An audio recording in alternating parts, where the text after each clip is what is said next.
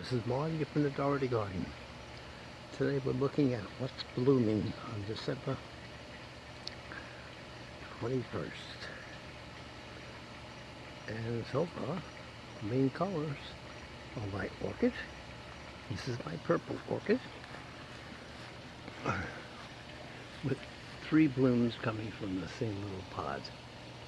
Not the same pod, but basically 3 of the stems. So it's Mother Nature at its best, enjoying late bloom. Had this one for years in the Dougherty Garden, and it seems to be providing all the love that nature can muster. So here we go. There's number 3, number 2, and number 1. All grown so beautifully in the Dougherty Garden. So thank you for stopping by. Take care. See you next